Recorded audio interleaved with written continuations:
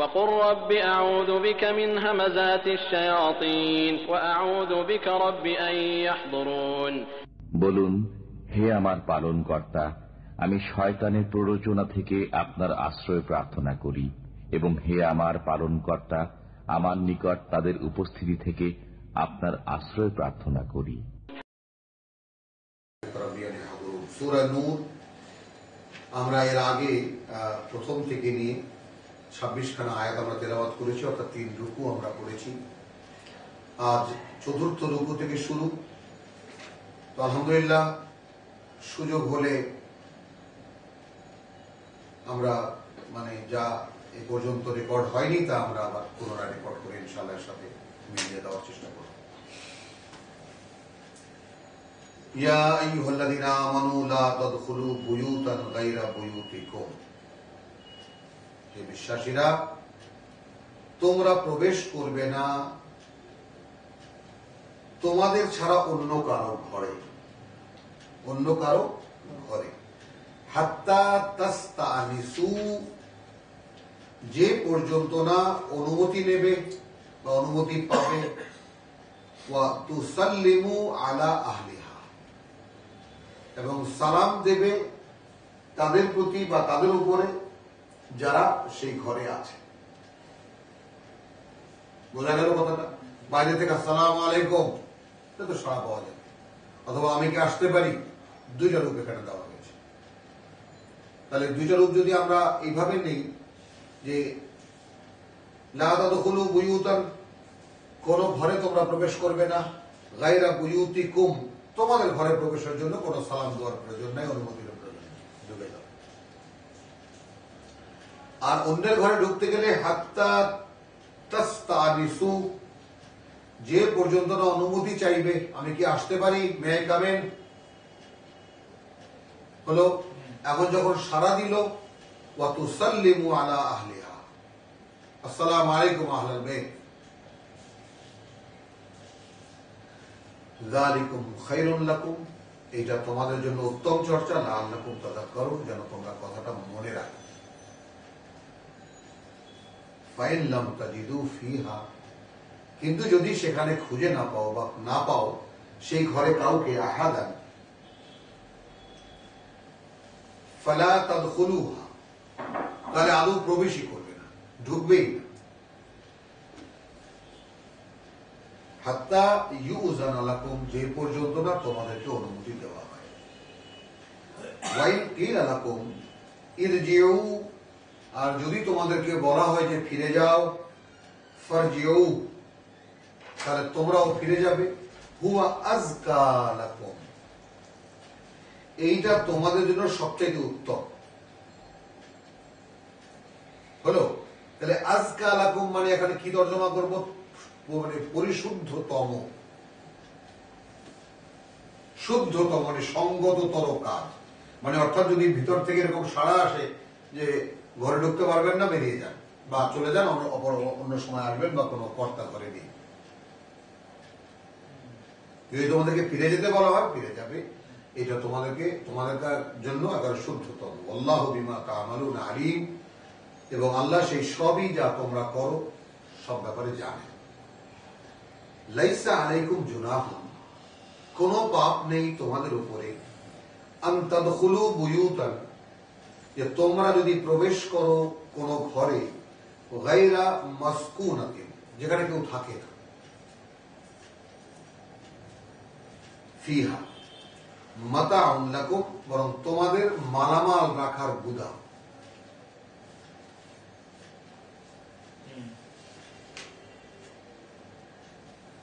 ওয়াল্লাহু ইয়ালামু মা তুবদুন ওয়া মা তাকতুমুন, কত বড় সতর্কবাণী এখানে দিয়ে দেওয়া হলো, সেটাও আমরা আবার এই বিধানটাকে আমরা রিপিট করব। অবশ্য তোমাদের জন্য ইহাতে কোনো দোষ নাই যে তোমরা এমন সব ঘরে প্রবেশ করিবে যাহা কাহারও বসবাসের জায়গা নয়, আর যেখানে তোমাদের কোনো উপকারের বা কাজের জিনিস পড়িয়া দিয়েছে। আমি কি বলেছি? গুদাম।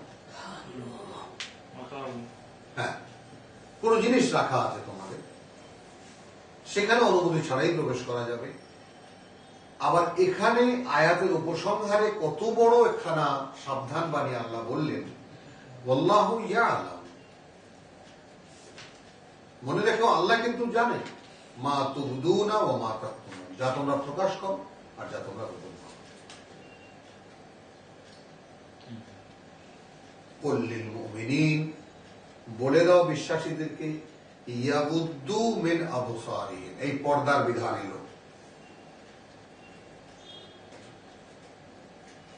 পর্দার বিধান এলো।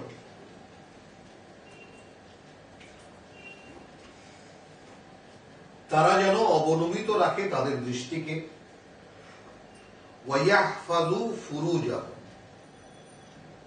এবং সংরক্ষণ করে তাদের লজ্জাস্থানে। হ্যাঁ, ইয়াগুদ্দুন, অবনমিত রাখে, বাঁচিয়ে চলে।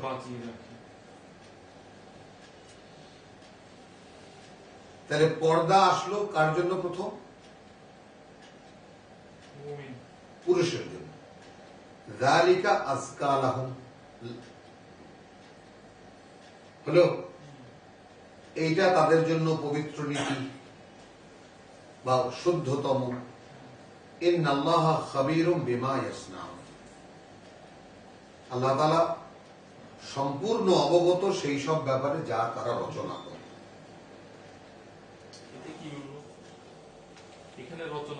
আমরা আসি, সামনে যাই। ওয়াকুল লিল মুমিনাত,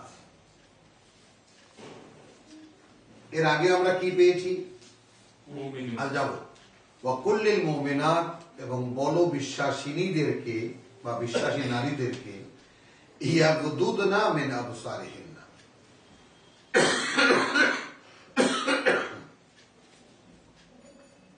হলো তারা যেন নিজেদের দৃষ্টিকে বাঁচিয়ে রাখে, তারা যেন নিজেদের চোখকে বাঁচিয়ে রাখে। ওয়ায়াহফাজনা ফুরুজাহুন্না, এবং মানে সংরক্ষণ করে তাদের লজ্জাস্থান।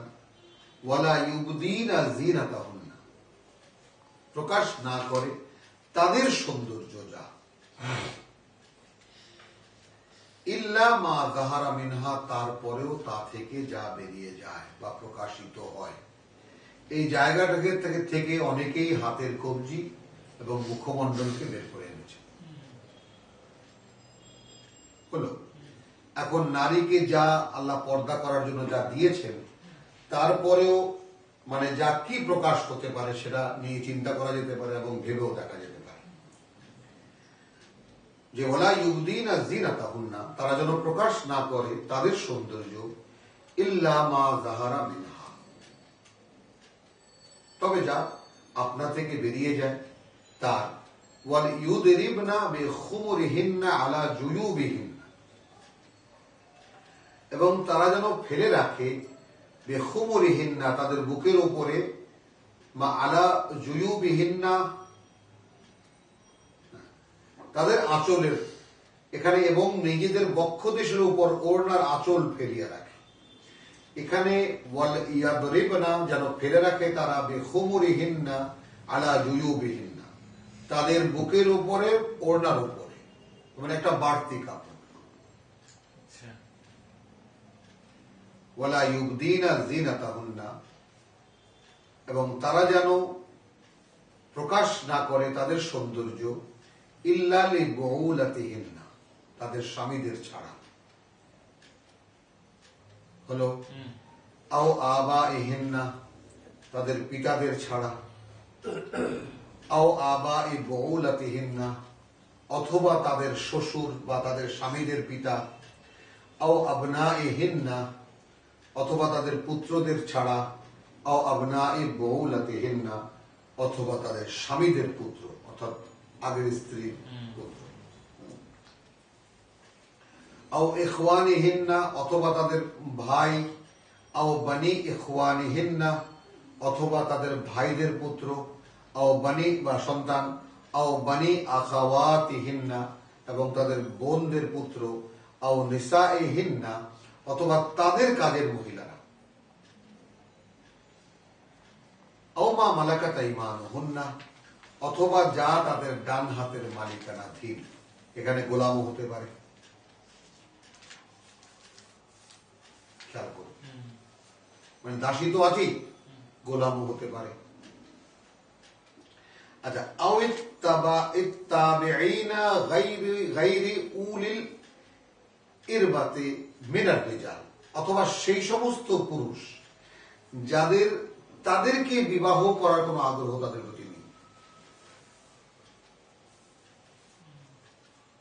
মানে ছোটকাল থেকে বড় হয়েছে এই ঘরে, বা বাবার সঙ্গে আছে, বা বাবার কাজের লোক, কিন্তু সে অন্যখানে বিয়ে করলেও করতে পারে, কিন্তু বিয়ে করেনি, বা এই বাড়িতেই আছে, ছোটবেলা থেকে দেখে দেখতে বড় হয়েছে, অর্থাৎ এই মেয়েটি বা এই মেয়েদেরকে সে অন্য কোনো চোখে দেখে না। তাহলে এটা নৈতিক বিধান হলো কিনা? আইন তো সবার জন্যই কার্যকর, কোন পরপুরুষ দয়া করতে পারবে না, কিন্তু তা তো আল্লাহ রাখেনি। এখানে লিখছে যে, আবার নবর লিখছে যে যৌন কামনা রহিত পুরুষ, পুরুষদের মধ্যে যৌন কামনা রহিত পুরুষ, গায়রু উলিল ইরবাতি মিনার রিজাল, তার মানে ওই যে ধারণায় আছে খোঁজা, বা রাজা বাদশারা খোঁজা বানিয়ে নিত, তো ওই রকম বিকৃত ধারণা কোনো কারণ নেই। মিনার রিজালে এরকম অসংখ্য পুরুষ আছে, অসংখ্য, আমাদের বাড়িতেও এরকম 2-4 জন ছিল এমন, তাই না? আমার মা খালারা তাদের সাথে দেখা করতেন, কেউ চাচা ডাকতেন, কেউ ফুফা ডাকতেন, তাই না, কেউ ভাই ডাকতেন। এরা ওই ছোটকাল থেকে এদের সাথে বড় হয়ে উঠেছে। এরা কাজকর্ম করে, গরু ছাগল রাখে, হাতে মানে খেতে খামারে কাজ করে, এরা এদের মধ্যে। আবার ওদের বাচ্চা কাচ্চা কেউ আছে, তারা মানে খালা ডাকে, মা ডাকে, মানে আত্মীয় স্বজনের মতোই। আল্লাযীনা লাম ইয়াযহারু আলা আওরাতিন নিসা, আর সেই সমস্ত তিফল, শিশুরা, যাদের কাছে এখনো প্রকাশিত হয়নি নারীর গোপন অঙ্গের বিষয়, সচেতন নয়, তারা বোঝে না এগুলো। ওয়ালা ইয়াদরিবনা বিআরজুলিহিন্না, আচ্ছা আর হ্যাঁ, আর তারা মেরে চলবে না তাদের পাগুলোকে, লিইউলামা মা ইউখফিনা মিন যিনাতিহিন্না, যে যেন মানুষকে জানান দেওয়া যায় যে কি গোপন রেখেছে তাদের সৌন্দর্য। অর্থাৎ যেমন পায়ে মল পরে চলা, পায়ে মল না তো ঝুমকা পরে চলা, নুপুর পরে চলা, ওয়াতুবু ইলাল্লাহি জামিআন, তোমরা সকলে মিলে আল্লাহর দিকে প্রত্যাবর্তন করো। আইয়ুহাল মুমিনুন, হে বিশ্বাসীরা, লাআল্লাকুম তুফলিহুন, যেন তোমরা সফল হতে পারো।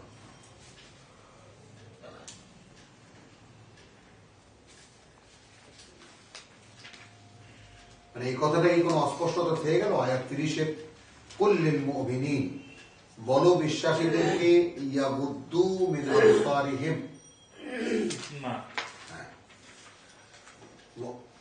মানে এখানে যেটা আমি মানে বলতে চাই, কেন আমি রিপিট করতে চাই, কুল্লিল বিশ্বাসীরা ইয়াগুদ্দু মিন আবসারিহিম, তারা যেন নিজেদের চোখকে বাঁচিয়ে চলে, ওয়া ইয়াহফাজু ফুরুজাহুম, এবং তারা যেন সংরক্ষণ করে তাদের লজ্জাস্থানের, যালিকা আযকা লাহুম, এইটা তাদের জন্য পবিত্রতর। ইন্নাল্লাহা খাবীরুম বিমা ইয়াসনাউন, তারা কি কি করে সে সম্পর্কে আল্লাহ কিন্তু পূর্ণ অবগত। এটা নোটিশ। দেখো তাহলে কি হলো, মেয়েদের ক্ষেত্রে কিন্তু এই নোটিশ নেই, কথা কিন্তু একই আছে। ওয়া কুল্লিল মুমিনাতি ইয়াগুদুদনা মিন আবসারিহিন্না, তারাও যেন তাদের চোখকে বাঁচিয়ে রাখি। ওয়া ইয়াহফাজনা ফুরুজাহুন্না, এবং তারা যেন সংরক্ষণ করে তাদের ফুরুজ, তাদের লজ্জাস্থান। ওয়ালা ইউবদিনা যিনাতাহুন্না, তাহলে পুরুষদের ক্ষেত্রে যে নোটিশটা আছে যে ইন্নাল্লাহা খাবীরুম বিমা ইয়াসনাউন, এটা নারীদের ক্ষেত্রে নেই। তাদেরকে বলছে যে ঢেকে রাখতে, কারণ নায়ক তো পুরুষ, আল্লাহর খলিফা পুরুষ, তাই না? তাদেরকে ধারণ করার জন্য আল্লাহ তাআলা নারী সৃষ্টি করেছে।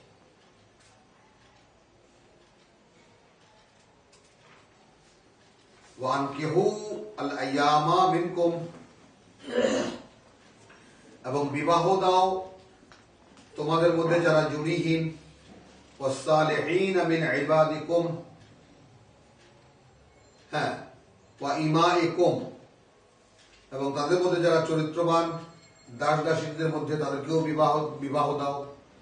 ইন ইয়াকুনু ফুকারা, যদি তারা দরিদ্র হয়ে থাকে, ইউগনিহিমুল্লাহ মিন ফাদলিহি, আল্লাহ তাআলা সচ্ছল করে দেবেন তাদেরকে তার করুণা দিয়ে। আল্লাহু ওয়াসিউন আলিম। এবং এখানে ওয়াসিউন আলিম কেন, দিতে লাগবে কি লাগবে না সেটা আল্লাহ জানেন, কারণ জানার ব্যাপারে আল্লাহ ওয়াসি, সর্বব্যাপী। ওয়ালিয়াস্তাফিফিল্লাযীনা লা ইয়াজিদুনা নিকাহান, তাই না? ওয়ালিয়াস্তাফিফ, তারা যেন অপেক্ষা করে, তারা লা ইয়াজিদুনা নিকাহান হাত্তা ইউগনিয়াহুমুল্লাহু মিন ফাদলিহি, যে পর্যন্ত না আল্লাহ তার অনুগ্রহ দিয়ে তাদেরকে সচ্ছল করে দেন সেই পর্যন্ত অপেক্ষা কর। মানে আর যাহারা বিবাহের সুযোগ পাইবে না তাহাদের উচিত নৈতিক পবিত্রতা অবলম্বন করা, যতক্ষণ না আল্লাহ তার অনুগ্রহে তাদেরকে ধনী বানিয়ে দেন, সচ্ছল করে দেন। ওয়াল্লাযীনা ইয়াবতাগুনাল কিতাবা মিম্মা মালাকাত আইমানুকুম, তোমাদের ডান হাতের মালিকানাধীন দাস দাসীদের মধ্যে কেউ যদি কিতাব করতে চায়, লেখাপড়া করতে চায়, ফাকাতিবুহুম, তাহলে তোমরা তাদের সঙ্গে লেখাপড়া করবে। ইন আলিমতুম ফীহি খায়রান, তোমরা যদি জানতে পারো তার মধ্যে কোনো কল্যাণ রয়েছে। কি বলছি, আচ্ছা বলছি, ওয়া আতুহুম মিন মালিল্লাহ আল্লাযী আতাকুম, আর তাদেরকে সেই সম্পদ থেকে কিছু সম্পদ দাও যা আল্লাহ তোমাদেরকে দিয়েছেন। ওয়ালা তুকরিহু ফাতায়াতিকুম আলাল বিগায়, বাধ্য করো না তোমাদের দাসীদেরকে বেশ্যাবৃত্তি করতে। ইন আরাদনা তাহাসসুনান, যদি তারা সুখী থাকতে চায় বা ভালো থাকতে চায়।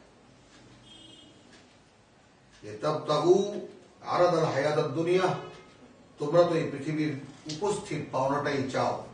ওয়ামান ইউকরিহুন্না, আর যারা দাসীদেরকে বাধ্য করবে সেই কাজে, ফাইন্নাল্লাহা মিন বাদি ইকরাহিহিন্না গফুরুর রহিম, তাহলে তাদের উপরে যে অত্যাচারিত হবে যে মহিলারা, তাদের জন্য আল্লাহ তাআলা গফুরুর রহিম, ক্ষমা করে দেবেন এবং তিনি দয়ালু। আচ্ছা, এখানে দাসদারীদের ক্ষেত্রে প্রথম যে কথাটা আসছে, আমাদের দেশে তো এই প্রথা নেই, এই জন্য আমাদের কাছে সব অদ্ভুত লাগে। একটা রীতি ছিল যে কোনো দাসী বা কোনো দাস, সে যদি বলতো যে আমি তো একদিন আপনার কাছে গোলামি করলাম, এই কথাটা মুসার ক্ষেত্রে কিন্তু আমরা ওই মানে নেচারটা আমরা পাই ওখানে। যেমন মুসা আলাইহিস সালামের যখন কথা হলো, তখন মোহরানা হিসাবে 8 বছর ধার্য করে দিলেন কে? মেয়ের পিতা শোয়েব, যে আমার তোমার কাছে চাওয়া 8 বছর, আর এরপর 2 বছর তোমার বাড়তি তোমার পক্ষ থেকে। কারণ এটা হলো তোমার মেয়েকে দেওয়া তোমার অলংকার, কাপড় চোপড়ের বিনিময় হলো। এরপর আমি বাধ্য করবো না তোমাকে চাইতে বেশি কিছু করতে। তা মুসা রাজি হয়ে গেল কিসে, যে এরপরে আমি চাই বা না চাই বা করি বা না করি, আমার মুখে কোনো চাপ থাকবে না। হলো, এই সিস্টেমটাকে আমরা যদি সামনে আনি, তাহলে দাসদাসী প্রথাটার মূল রহস্যটা পরিষ্কার হয়। অর্থাৎ একজন মানুষ যদি একজন গোলামকে কিনে আনে, একটি দাসী কিনে আনে, সে তার কাছে বড় হয়েছে বা তার গোলামি করেছে বহুদিন, এখন বড় হয়েছে বা কিছু হয়েছে, বা তার মনের মধ্যে একটা আত্মচেতনা জেগেছে, এখন সে মালিককে বলল যে আমাকে আপনি মুক্ত করে দেন, যে কয়টা টাকা দিয়ে আপনি কিনেছেন বা আমার এখন যে বাজার মূল্য, সে টাকাটা আমি আপনাকে দিয়ে দিচ্ছি, কিন্তু আমাকে একটু কিস্তি করে দিতে হবে। এই জন্যই লেখাপড়া হলো। তাহলে এই বিধানের পরিপূর্ণ বিধান এখানে একটু বলতেই হয় আর কি, ঐতিহাসিক সূত্র। সেটা বুখারীতে আছে, একটা বিরাট কাহিনী আছে 3-4 পাতা জুড়ে। সেটা হলো মা বারিরা রাদিয়াল্লাহু তাআলা আনহা, তিনি মা আয়েশার কাছে বললেন যে আমার মালিক ঠিক তার কাছ থেকে আমাকে কিনে আপনি মুক্ত করে দেন। মানে ঘটনাটা একান্তই প্রেক্ষিত অনুযায়ী, এই জন্যই বলা। তো তিনি বললেন যে আমাকে আপনি কিনে মুক্ত করে দেন। আমার মালিকের সাথে কথাবার্তা হয়েছে, হ্যাঁ, মালিকের সাথে কথাবার্তা হয়েছে, সে টাকা দিলে আমাকে ছেড়ে দেবে। তো তো বারিরার আবার বিয়ে হয়েছিল আর একজনের গোলামের সঙ্গে। খুব খেয়াল করে ঘটনাটা শুনুন। বারিরার আবার বিয়ে হয়েছিল আর একজনের গোলামের সঙ্গে। তাই ও আর একজনের গোলাম, এই আর একজনের দাসী, এরা পরস্পরের কাপল, স্বামী স্ত্রী। এখন যখন বার্গেনিং হচ্ছিল বারিরার মালিক পক্ষের সঙ্গে যে তোমাকে আমরা ছেড়ে তো দেব, কিন্তু বেলায়াত আমাদের থাকবে, অর্থাৎ তোমার উত্তরাধিকারী আমরাই।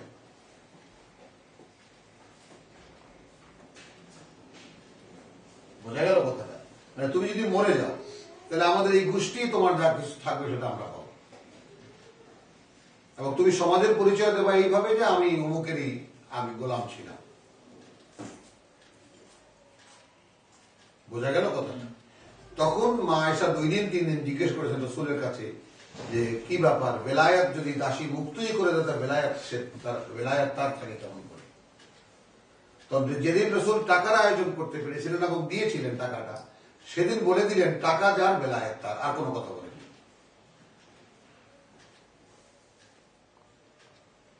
হলো? এখন টাকা দিয়ে তো বিধান হয়ে গেল, টাকা দিয়ে মানে ছাড়া মুক্তি নিয়ে নিলেন, তো তিনি মুক্ত হয়ে গেছেন। এখন মুক্তির বাসনা, আমি ঘটনাটা এই জন্য বললাম যে আরবের প্রেক্ষিতে এই যে দাসত্ব এবং দাসত্ব থেকে মুক্তির যে বিষয়টা, মানে একজন মুক্ত মানুষ আর একজনের গোলাম মানুষ, এর মধ্যে যে চেতনাগত যে পার্থক্যটা থাকে সেটা এরকম যে এখন যেই বাড়িরা মুক্তি পেল তখন সে তার স্বামীকে তালাক দেবে, নোটিশ দিয়ে দেবে। তাহলে সে গোলামের ঘর করবে কেন? বোঝা গেল কথাটা? এখন বাড়ির স্বামী এসে তো কান্নাকাটি করে রাসূলের কাছে যে আমরা তো ভালোই ছিলাম, মিলেমিশে ছিলাম, আমাদের মধ্যে কোনো ভালোবাসার কোনো অভাব ছিল না, কেন সে ছেড়ে দিল আমাকে, কেন তালাক দেবে সে? এখন জিজ্ঞেস করতেছে, রাসূল বলছেন বাড়িটাকে তুমি তালাক দেবে কেন, থাকো ওর সাথেই। তখন বাড়িটা জিজ্ঞেস করছে কথাটা কি আপনার না ওহী?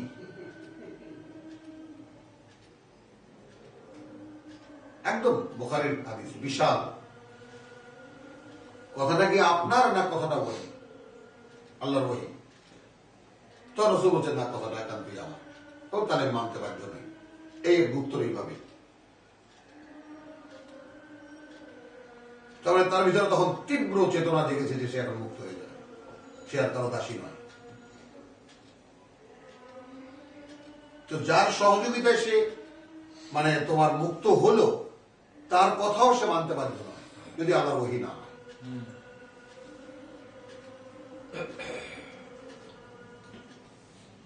তো এটা প্রেক্ষিত অনুযায়ী কথাটা এই জন্য বললাম যে মানে খুবই মানে বড় ঘটনা।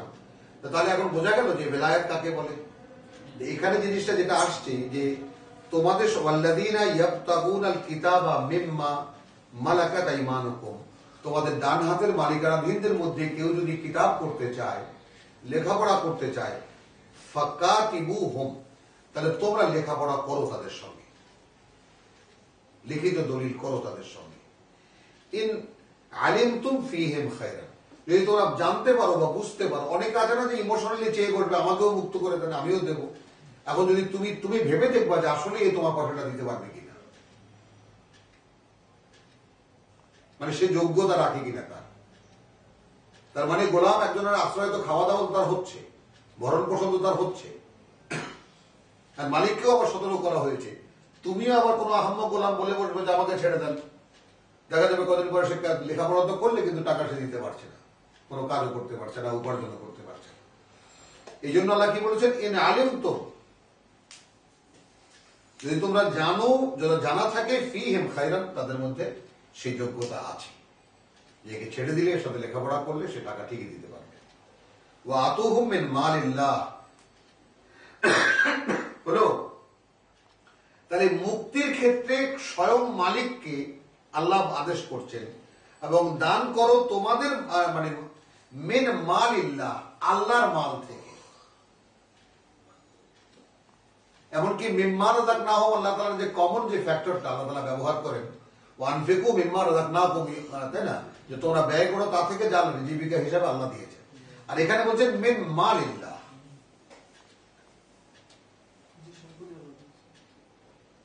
আল্লাহর মাল থেকে, যে সম্পদ টম্পদ নাই, কোনো ইয়া নাই, এবং তোমরা ব্যয় করো, তাই না, তোমাদের ওয়ালা, হ্যাঁ, আতু হুম, তাদেরকে স্পেসিফাই, তাদেরকে দাও, দান করো, মিন মালিল্লাহ।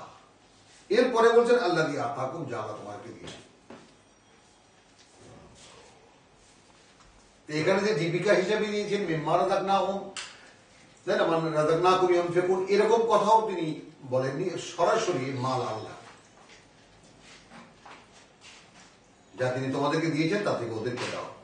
ওয়ালা তাকরিহু ফাতায়াতিকুম, এবং বাধ্য করো না তোমাদের দাসীদেরকে আলাল বিগা, বেশ্যাবৃত্তি করতে, সরাসরি শব্দটি একেবারে। এটা একদম মক্কার একটা মানে সাধারণ একটা ব্যবসা ছিল, 4-5 করে দাসী রাখতো এবং তারা এই কাজটা করত। ইন আরাদনা তাহাসসুনান, যদি তারা ভালো থাকতে চায়, যে তাবতাগু আরাদাল হায়াতুদ দুনিয়া, তোমরা তো এই পৃথিবীতে উপস্থিত পাওনাটাই চাও। ওয়ামান ইউকরিহুন্না, আর তাদের মধ্যে যারা ভালো থাকতে চাইবে, তাই না, যাদেরকে জবরদস্তি করা হবে, ফাইনাল্লাহ মিন বাদি ইকরাহা, মানে ইকরাহিহিন্না, তাদের উপরে সেই অত্যাচার বা মানে তোমার জবরদস্তি করা হলে আল্লাহ তাদের ক্ষেত্রে গফুর এবং রাহিম। ওয়ালাকাদ আনজালনা ইলাইকুম আয়াতিন মুবায়্যিনাতিন, আবার আসলো সেই কথা, এ পর্যন্ত তোমাদের কাছে যা কিছু বলা হলো, নাজিল করেছি আমি বা আমরা তোমাদের প্রতি আয়াতিন বায়্যিনাতিন, প্রতিটি কথা সুস্পষ্ট, ওয়া মাসালান মিনাল্লাযীনা খালাউ মিন ক্বাবলিকুম, এবং সেই সব দৃষ্টান্ত সহকারে যারা তোমাদের আগে অতীত হয়েছে, মিন ক্বাবলিকুম, ওয়া মাউইযাতান লিল মুত্তাকিন, এবং যারা মুত্তাকিন, যারা আল্লাহর অসন্তুষ্টি থেকে নিজেদেরকে রক্ষা করতে চায়, তাদের জন্য মাউইযা বা উপদেশ। এখানে একটা তো মানে এই ঘটনাগুলো বলা হলো, এগুলো তো একেবারে তখন যাবে না, তখন রাসূলের, হ্যাঁ, তো আগের জাতিগুলো এটা কি, হ্যাঁ, এটা আমাদের জন্য হলো না খাটে ভালো, হ্যাঁ।